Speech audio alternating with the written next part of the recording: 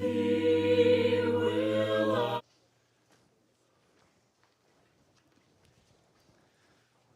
Great to see everybody this morning. We are in the book of Ecclesiastes, chapter 3 is where we're going to end up. Back into our discussion here in just a moment. I kind of pinpointed the area we're going to start talking about here in just a minute. We've talked about, right, there's a time and place for everything. And sometimes those moments come at us unexpectedly, and you don't always know whether you're going to be in a time of sorrow or whether you're going to be in a time of laughter. And sometimes there was a question asked of me as I was leaving the building Wednesday, and I thought was an interesting thought, was that and sometimes those moments overlap a little bit, right? There's a time for everything, and sometimes they kind of come at you occasionally simultaneously.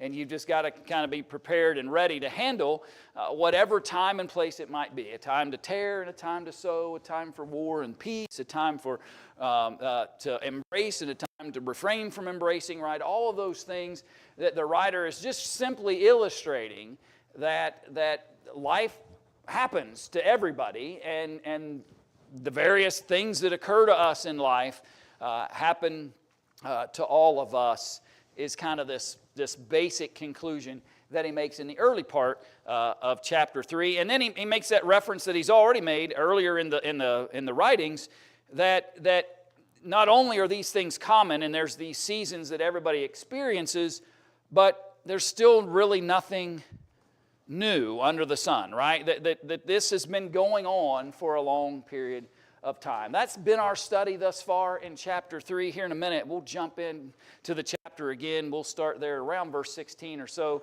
and looking at this text. But before I move into our new material this morning, if you would, let's bow our heads and share in a word of prayer. Our Father in heaven, thank you. Thank you for your love and care for us. Thank you even for this opportunity that we have to assemble, to appreciate your testimony today, and to honor you through our worship. Encourage us in our study this morning. Help us to glean the knowledge and understanding of your will and purpose for us, and appreciate this great wisdom that's shared with us in the book of Ecclesiastes. And strengthen us in our righteous endeavors, and encourage us in all that's good in your eyes. And we pray all these things through thy Son's name. Amen. So let's jump back into this conversation. And I'll talk a little bit with you about what I thought was kind of an interesting moment in this narrative, because it gave me pause anyway, at least that I needed to stop and think, because we have generally made the conclusion that who wrote this book? Solomon, right? Our general conclusion has been that Solomon wrote this book. And we base that primarily out of the fact that he seems to fit it circumstantially, right? Somebody that had enough wealth and opportunity to pursue all these things seems to fit Solomon. We addressed it from the idea that he describes himself as a king of Israel as a whole. And so that really can only be one of three in our minds anyway. And so we kind of narrow in on Solomon as it relates to it from that standpoint. But I want you to think about something with me, because this gave me at least some pause when I thought about verse 16. Because he makes an interesting statement. He says, "And moreover, I saw under the sun the place of judgment, that wickedness was there, and the place of righteousness, that iniquity or lawlessness was there." Who was the place of judgment in the days of Solomon? He was. He was. And there is no record that I'm aware of in Scripture that ever describes his judgment like that. Right?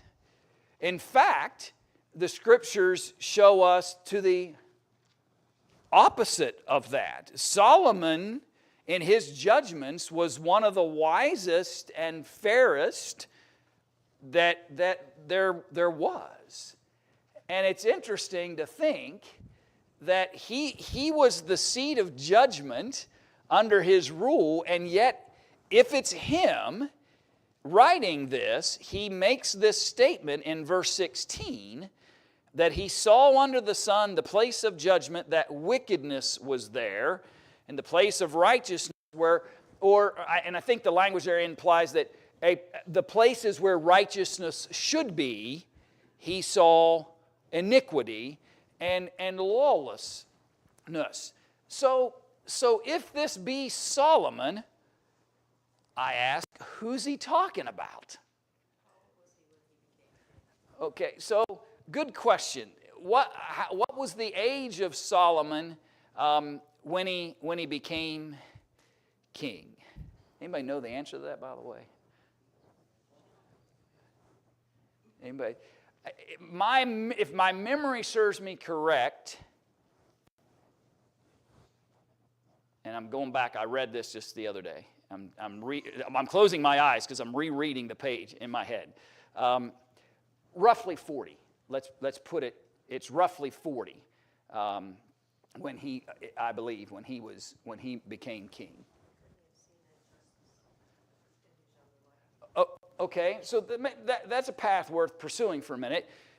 We generally think of Solomon writing this, and I still conclude this, that he's writing this as an older man looking back. And so maybe this reference isn't necessarily what is presently going on, but something that he had witnessed in his lifespan, where judgment should have been being done properly and was not. What else might help us here? Go ahead, Judy. Well, in writing it in his older age, could he be thinking of the things that he did as far as making decisions, marrying the wives and building the altars? Yeah, I'm sure he and I think he alludes to that, the writer alludes to that several times, right? That his own decision making wasn't always wise, and poor judgment in that sense was used. This seems to be more indicated, though, of a place where you would go for, justice, and it wasn't happening. You probably didn't even think about it, maybe. I don't know. Anybody else think about that when you hit verse 16 and wonder, how could that be if it's Solomon? Go ahead, Brian. Well, I just think it's just a general comment that there's corrupt judges and corrupt, at every level, and that still happens today. Okay, so I would concur that he could just be making a general statement here of things that he's witnessed. And I think that's fair, that these are things that he has seen occur. Wasn't necessarily an indictment of his own level of judgment, because we can point to those illustrations, right, of his judgment. And the one that always comes to your mind is which, by the way, because it's the scariest one. Yeah, the two mothers that brought the one living child, and Solomon's going to figure out which mother actually is the mother of this child. And his initial response was, well, let's just be fair with both. Let's cut the baby, split it in half, and give half to each. But he, in his wisdom, knew that immediately the real mother would say, no, right? I'd rather the child live than to have that kind of justice. And he immediately said, give her the baby, because that's the mother, right? So we see his ability to make judgments in the right ways. So if he is referencing to just things he'd witnessed, I'm sorry, I just realized your hand was up. Oh, he said the same thing. Okay, so that's a general idea. Let me share a text with you, because this is something that he would have seen. Go to 2 Samuel chapter 15. 2 Samuel chapter 15. And that's not what I want. And I'll show it to you on the screen as well. 2 Samuel chapter 15. And I want to look real quick at verse, you could look at more of it, but we can get the picture from verse 6. So, Absalom is Solomon's brother, right? They share David as their father, but they're from two different mothers, right? I believe Absalom's from Micah, I believe, and Solomon's from Bathsheba. I'd have to go back and rethink that for a second. But anyway, two brothers. And by the way, this is during the reign of David, okay? David's still in charge. He's still king. Absalom is probably somewhere between 6 and 10 years older than Solomon. Somewhere roughly in that range. No way to really pick. You just kind of got to look back at the chronology of things and kind of get a sense of it. But it's roughly that. It's roughly anywhere from 5 years, let's say, to a decade different. So Absalom decides he's better than better than David. He thinks he's better than his dad. And so he decides the people ought not go to King David and talk to him about their troubles. I'll be in charge. But just notice this text. So look at verse 4. Absalom said, moreover, oh, that I were made judge in the land, that every man which hath any suit or cause might come unto me, and I would do him justice. And it was so that when any man came nigh to him to do him obeisance, if you'd give Absalom a nod, right, if you'd give him and pay him some respect that he really wasn't worthy of, in a sense, then he would put forth his hand and took him and kissed him. All of a sudden, they're now best buddies because Absalom got some respect from him. And on this manner did Absalom to all Israel that came to the king for judgment. So Absalom stole the hearts of the men of Israel. Absalom, number one, would divert people who were seeking judgment from the king. He would divert them to him, something he ought not be doing. And secondly, the kind of judgment he was rendering when they did was based on who bowed down to him the most. He's what we would simply say corrupt, right? And he's not only corrupt himself, but he's corrupting the hearts of the people, right? What's your point, Brian? The point is Solomon would have seen this, okay? Solomon would have witnessed this going on prior to him becoming king at the death of King David. So though I have some hesitation for a second that, oh, this is interesting, the writer of Ecclesiastes in verse 16 of chapter 3 is referencing the idea of bad justice going on among the people. And that's a bit odd because if it's during the reign of Solomon, that's him. And by the way, I'll add this thought. If Solomon, if he's referring to a time period in which he was king and he witnessed bad judges, he could have what? He got rid of them, right? He had the power. He had the ability to. So my simple suggestion is that, and kind of back to what Brian was saying just a little bit ago, the other Brian, the one sitting there, not the one standing up here, but that it's something that he's just simply witnessed, right? He's seen it. Not necessarily something he practiced, not necessarily something that was prevalent even in his own reign. It could easily be understood if this is something that he's witnessed. And some argue that he might have even witnessed it where? Outside of Israel, right? He could have seen that kind of thing happening in the nations round about them. He didn't have to experience it himself to have seen it and make a reference to the fact that it could happen. What you just said, it made me think because he said he saw the place of judgment, but not the places. Yeah. So that kind of like, is he talking within the walls? Yeah. Or is he talking other places? Yeah. That's why it's interesting. Yeah, and I, again, sometimes when you're teaching a class, you think I'll see something and wonder, and then think, okay, do you even say anything, right? Because I may have just introduced a thought into your head this morning that you hadn't even thought of. But it was interesting to me to think, okay, how does that work? If this is Solomon, how does that verse work? And I think it works from the idea that it's something that he had witnessed, not necessarily something that he had practiced or done himself as it relates to those things. Now, let's go back to the thought, though, for a minute. Now that we've got that historical conversation out of the way, this is a pretty sad commentary, isn't it? That when Solomon in this letter, what's he doing? See, I already still attributed it to him, right? But as he writes this letter, he just keeps telling us the things that he has witnessed that are vanity of vanities, right?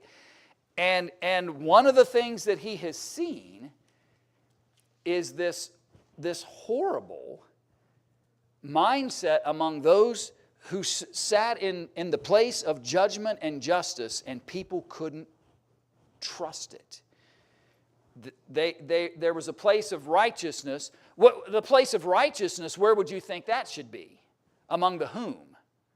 Among the priests, right? That's what I thought of when I saw that thought, that among the priests of God in Israel, you should have found righteousness. But Solomon even acknowledges, or the writer acknowledges, that even in that place where righteousness should be, he still found a place of iniquity and lawlessness. That's discouraging, because there's a sense, there's even a human sense about us, I think, that wants to trust that there is a place where I can receive justice, right? There is a place where no matter what else is going on, I'll find righteousness there. And it doesn't, and it doesn't always happen that way. And it becomes discouraging because we get caught up in the idea, well, boy, I really thought I'd find it there, and we don't. And Solomon says it happens. It was happening in his day, and had happened in his lifetime, where he witnessed places where justice should have been rendered, but men like Absalom would say, hey, you like me better than David? Come on over, I'll make a good judgment in your behalf. And he begins to seal the hearts of the people, and his ulterior motive was to ultimately be the one that displaced David and took over and created David spent a lot of his time running, right? He initially has to run from Saul, right? He runs from Saul for a while, and then he's running in some senses from his own son and family for a period of time. But really, David's life is very sad in a lot of ways. But Solomon obviously would have been witness to much of those things. And then here's his reaction, verse 17. So when he witnesses that, there should have been justice in that place, but wasn't. There should have been righteousness there, but there wasn't any. And so I said in mine heart, God shall judge the righteous and the wicked. For there is a time there for every purpose and for every work. The writer couldn't get his mind, or how do I resolve that, right? Sometimes we think about that. Here's a place where justice should be, and in my mind I'm thinking, well, how do I fix that? How do I fix this problem where I can always know that I'm always going to get justice in that place? How can I resolve the issue of where I assumed righteousness would always be, but it's not? How do I fix that? And his conclusion in his heart is what? God is the only one righteous enough and just enough and pure enough to resolve it. Vanity of vanities. Why is it vanity of vanities? Why is it grasping at the air? The New Testament writers would say, why is it feel that way? Because sometimes we are trying to resolve problems that only God could do. That only God can do. That at times, I don't want to say is disheartening, but at times that leaves us, right, wondering, well then, how do we get through this? How do I get through when fair judgment isn't happening among the people? How do I get through when I need a place where I can have confidence that righteousness is going to prevail, and I thought it was here, but it's not? And we've got to get our hearts and minds, as the writer did, centered on the fact that at some point in time, whether it's in our time or not, right, we don't know, but I've got to trust that God shall judge the righteous, and that judgment is coming, and it's coming at the hands of God. We also see not only just men trying to resolve things that only God can resolve, but men just in general trying to do things that only God can do, trying to think themselves over. So it's like, oh, I can do this, even though really they can't. They just, whether they see it or not, they keep trying to do it, so it keeps digging themselves a hole. Yeah, and that continues to occur. Any other thoughts? You might. Go ahead, Brian. You're good. I'll come back. We have always been, mankind's always been about immediacy. We want it now. And that flies in the face of what he's trying to tell us throughout the whole book. Vanities and vanities, It's just what's here today will be gone eventually tomorrow, It's just, we want immediacy now. Yeah. We've always been like that. And we will do what we want to do to make that happen. Yeah. And it's not always the right way to do it. Right. And the writer says we end up exhausting ourselves because we're trying to correct or right what we believe is a wrong in the immediate moment that only time and God can resolve, and anyway, we make ourselves miserable in the process. Go ahead, Bonnie. Well, I mean, we try to control everything, and like you said, there's a time for everything, but man tries to control the timing, and man has no control of the timing. Yeah. It's up to God's timing. Sure. And when he points out, the place of justice, the place of righteousness, like you said, people expect these things. Yeah. But then you add in the human element, and the only place that you can expect justice, righteousness, love, protection, care is from God, because he's the only one that can actually do that. Yeah. And to convince ourselves of that is important, because otherwise we're just going to be doing vanity of vanities all the time.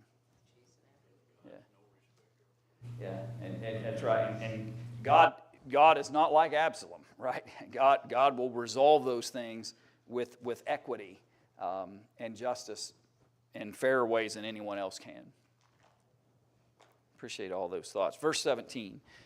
So, and that's kind of what we're dealing with now.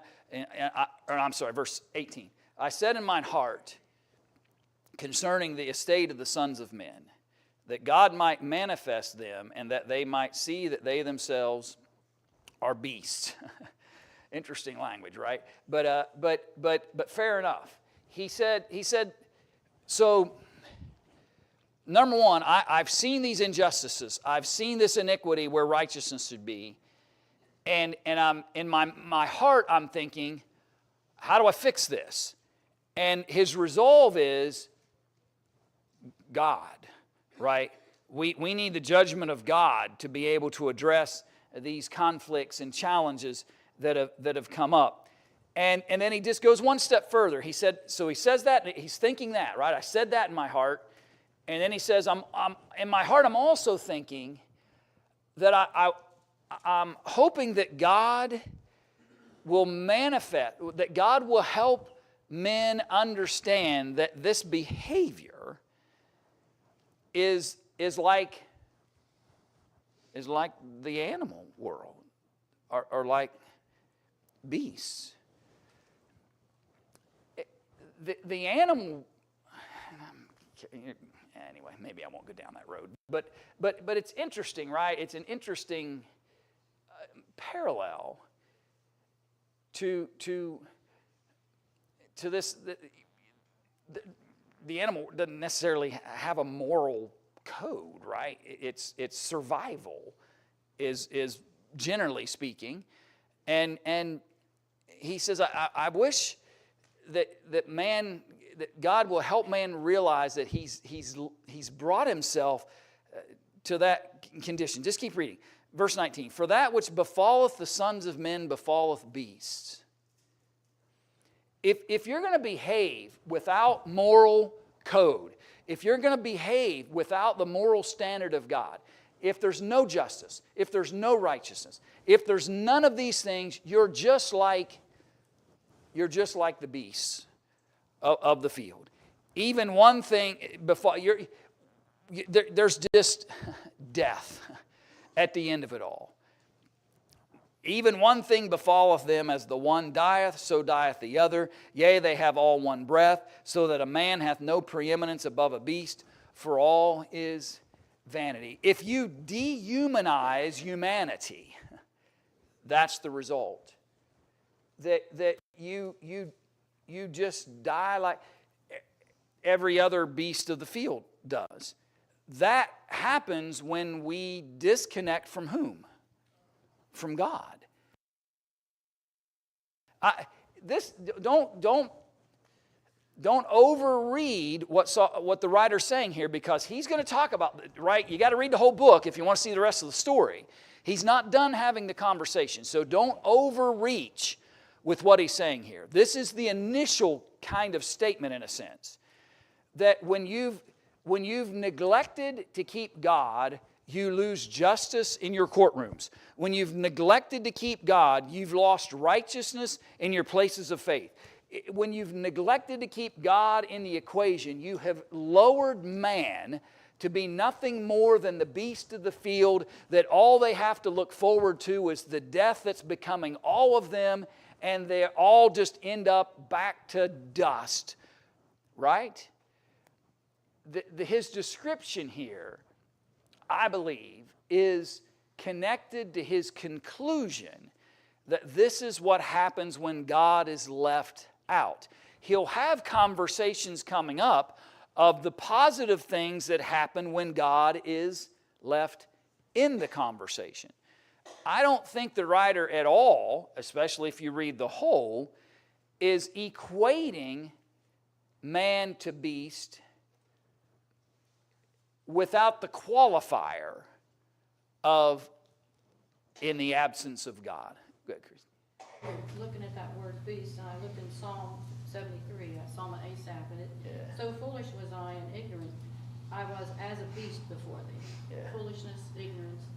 Yeah, when God's in, we relegate man to that condition in the absence of God. Oh, I find it interesting, the comparison.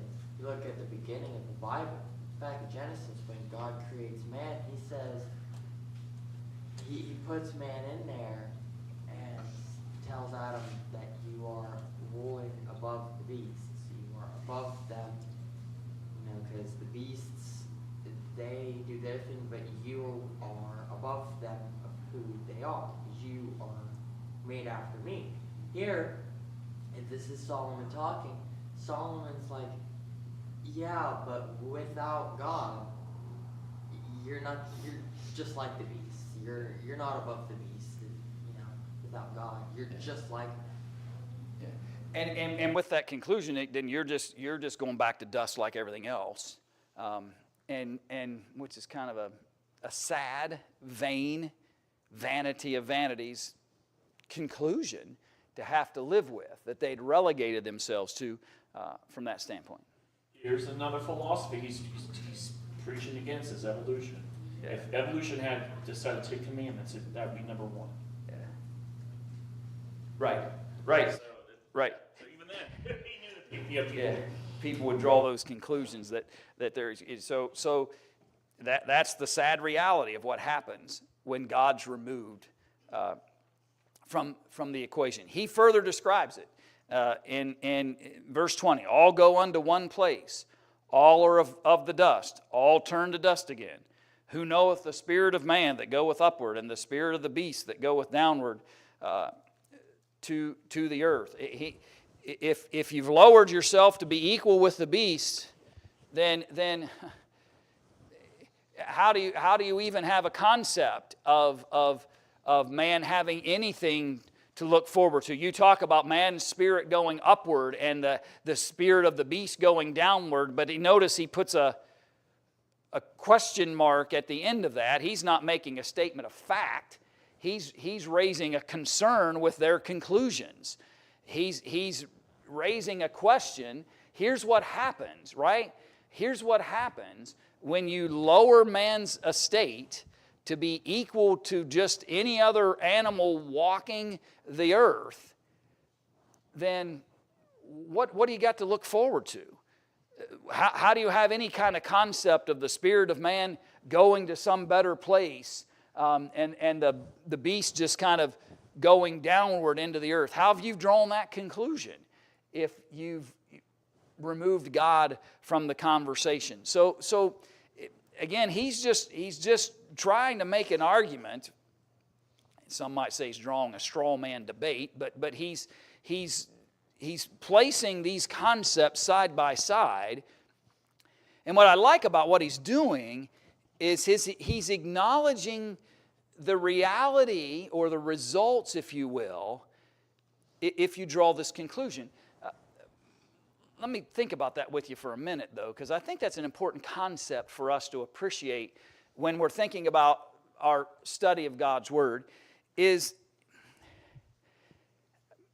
when we draw a conclusion about something, conclusions have consequences, right? You can't just say, this is fact, or this is what's happening, or this happened, without embracing every connector that is a consequence of that conclusion, right?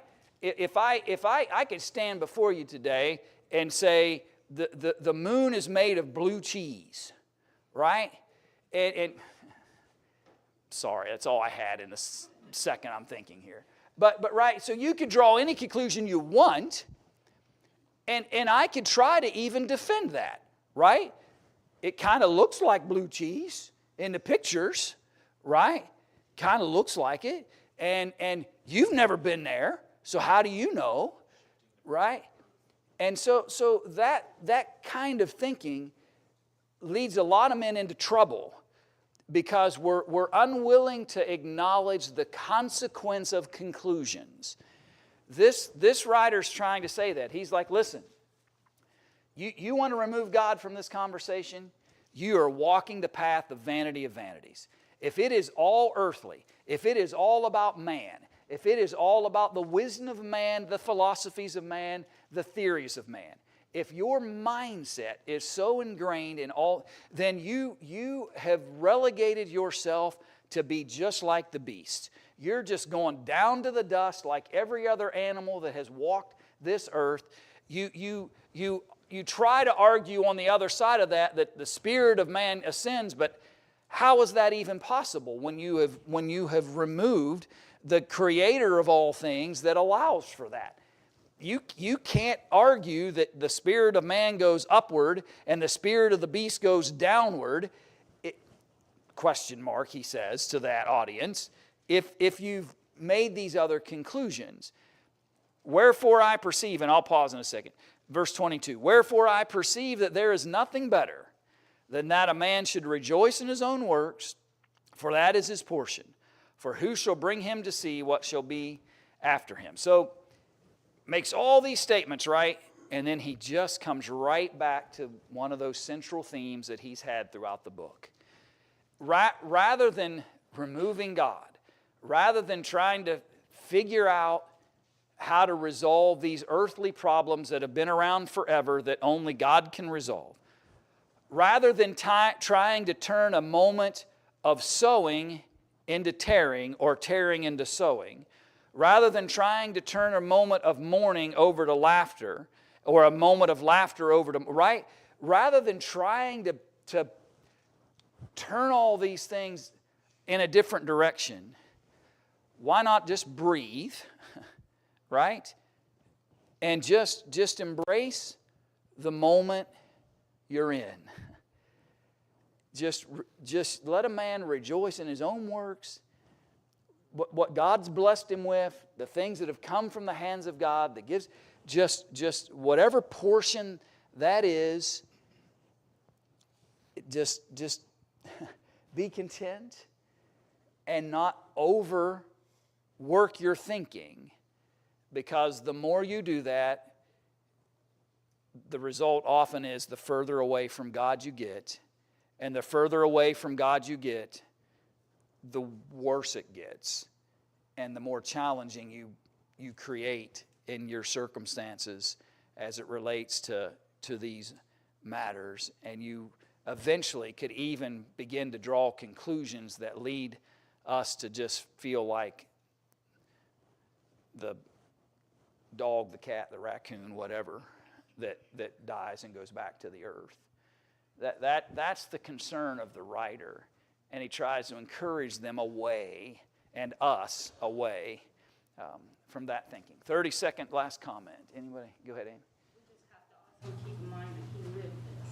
He didn't Yeah. just preserve this, he experienced. Yeah, and so he's seen both, right? He's witnessed and experienced so much of this that his wisdom is beneficial in great ways because of that. I'll come back, leave leftover thoughts that you might have Wednesday night in our study, and we'll use the review questions to kind of remind us of chapter 3, and then, Lord willing, we'll bounce into chapter 4 on Wednesday.